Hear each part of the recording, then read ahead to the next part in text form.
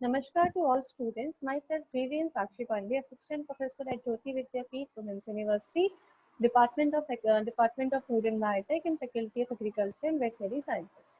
So in this session, we will basically talk about the folic acid. So in previous class, we have discussed about the vitamins. Let's take a glance at that. Vitamin, as we all know, vitamins are the basic sources or basic nutrient which is required for the living beings. It is comes under the class of micronutrient. Micronutrient, what are micronutrient? Which is required in many minute amount, but to fulfill the basic function of the human life. So those are micronutrient. In micronutrient, basically what comes here? Vitamins and minerals. So both of these nutrients required in many minute amounts, like in mg or μg, but it contains very vital function of a human body. So in this class, we will discuss about the folic acid, also known as vitamin B9, and this vitamin is belong to the class of water soluble vitamin. Okay, so water soluble vitamin, what are they? They are basically soluble in water, not soluble in fat, but they are only soluble in water. Thus, it makes them excrete out in your urine. Means its absorption cannot take place in your body. Okay, so as they are water soluble, they can be easily excreted out from the body. Hence, their absorption cannot take place in the body.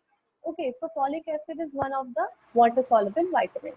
So the folic acid is basically derived from the Latin word which means pollen, which means leaf. Okay, so it is isolated from the leafy green vegetable that is your spinach. Okay, so it is firstly the scientists have excreted or isolated the folic acid from spinach, and it means derived to the Latin word pollen, which means the leaf. Okay, so folic acid is mainly consists of three compounds. As we go glance to the folic acid, first you should know about the introductory part of folic acid. So it basically consists of three compounds. Okay, first is your styrene ring. Second is your aminobenzoic acid. Third is your glutamic acid residue. Okay, hence it is also known as betaryl glutamic acid. Okay, so this is also the common name of folic acid because of the composition of it. Okay, now we will talk about the active form. So as you have know that all the water soluble vitamin involves in their active form, also known as coenzyme form. It cannot work or cannot function by their own. It requires some sort of coenzymes to perform their function. Okay, so folic acid is one of them. So folic acid, the active form of folic acid or the coenzyme of folic acid is your THF, that is tetrahydrofolate, also known as FH4. It is the active form of folic acid. So this is tetrahydrofolate. What they contain? They contain the three main related compound of folic acid, that is styrene ring, para-aminobenzoic acid, and glutamic acid. Okay, in this glutamic acid is your acidic amino acid, benzoic acid, aminobenzoic acid ring is present, and also with styrene ring. Okay, so this is the active form of folic acid. So folic acid, how this active form is basically arises, like when you take folic acid in your diet. Okay, like when you take any folic acid rich food, then the folic acid that you have taken from a good amount of a good amount of sources, then this that folic acid is basically catabolized by the enzyme that is dehydrofolate reductase. Okay, so what this enzyme do? This enzyme is basically catabolized, or this enzyme is basically what divide folic acid to tetrahydrofolic acid, that is its active form, that is THF. Okay, now we'll discuss about the metabolism of folic acid. So metabolism, when we talk about the metabolism, it generally occur in some phases. The very first phase of metabolism is your absorption. Okay, so absorption, what happens?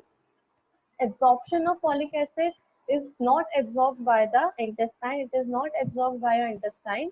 But what happens, like once the folic acid molecule is exists as a polyglutamate with 3 to 7 glutamate residue, and this glutamate side chain are cleaved by the enzyme folate conjugases and polyglutamate hydrolase. Okay, So what they do, they form a monoglutamic form, and this is the only form which is absorbed in the intestine. Okay, so you have understood, like folic acid is basically doesn't absorb as it is purest form. It have to be converted into monoglutamic form, then only it can be absorbed in your intestine. Okay, the enzyme folate conjugase is present in your duodenum and jejunum, which is the part of your small intestine. Okay, so this is how the absorption is done. The second phase of metabolism is your storage. Okay, so storage, what happens? Like when we talk about the storage, so inside the cell. Okay, so it's basically stored inside the cell, liver cell, that is also known as your Kupffer cell. Okay, so the polyglutamate form is a storage form of folic acid, which is basically stored in your liver cells. Okay, so this is all about the metabolism of folic acid.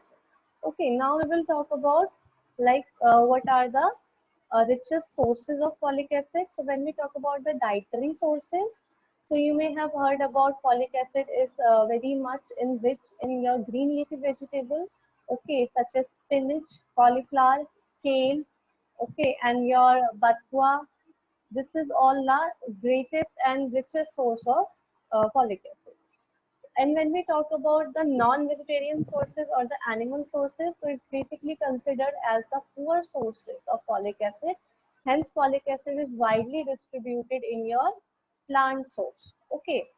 Now the RDA of folic acid. So RDA is what your recommended dietary allowances. Okay. So as a student on nutrition, you should know about the RDA of particular nutrient.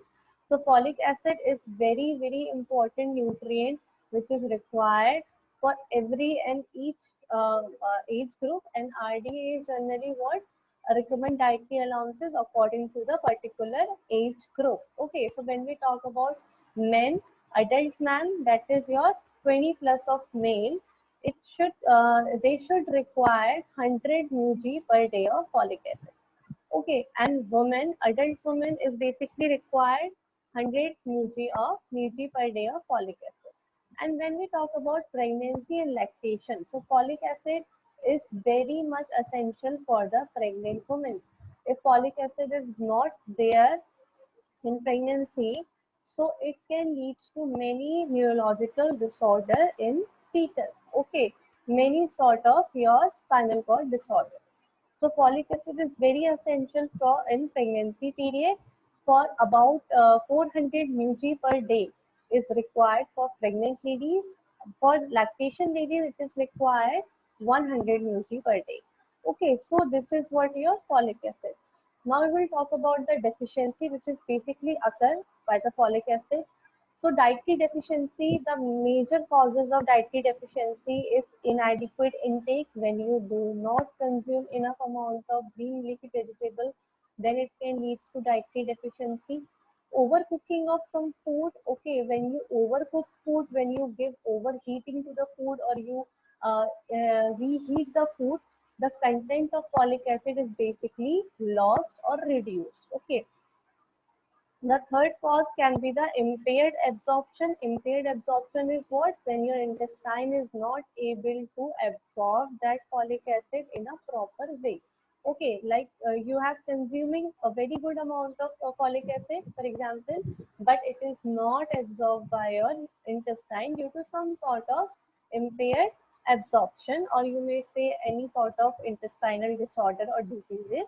Okay, and the fourth causes is your drug interference. Like for the particular, if you're taking some sort of drugs, okay, some sort of disordered drugs like blood pressure doses or any sort of diabetes.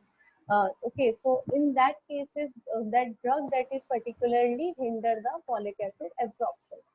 Increased demand can also be leads to the deficiency disorder, like when your demand is increases but you are not taking in a very good amount, then it can also lead to the what? Your deficiency. So the most common deficiency which is seen in folic acid is your hemolytic anemia. Hemolytic anemia, what is it? It is what? When the folic acid is not impaired amount in your body, and it can lead to your heme Like what is heme? It is a part of your hemoglobin, and when your heme is lytic means when it is breakdown. Okay, so what happened here? Your RBC breakdown is generally seen, and your patient is not able to produce enough amount of blood to supply the oxygen. Okay, so this is what is hemolytic anemia. Its clinical features can be megaloblastic anemia, characterized by hypochromic microlytic anemia due to maturation, and megaloblastic can be seen in bone marrow unmucosa. Patients generally look very pale in this phase.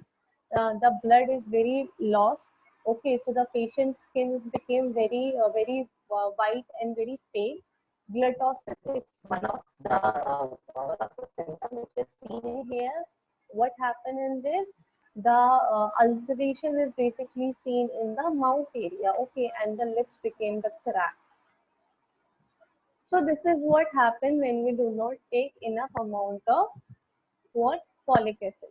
When we talk about in pregnant lady, when a pregnant lady is deficient in folic acid, what happened to the fetus? The fetus is became the bone marrow fetus generally not able to develop properly, which shows the abnormal large size of cells and cytoplasmic maturation, but impaired nuclear maturation due to defective DNA synthesis. And this produced the red blood cell production very improper way. Okay, so this is what happened in your folic acid deficiency. It can be found, it can be it can be assessed, like how can you assess whether the person is folic acid deficient or not. There are several tests, like for example, low plasma folic acid level, low red cell folic acid level, B12 level, increased plasma LDH level. Okay, so these all are the findings.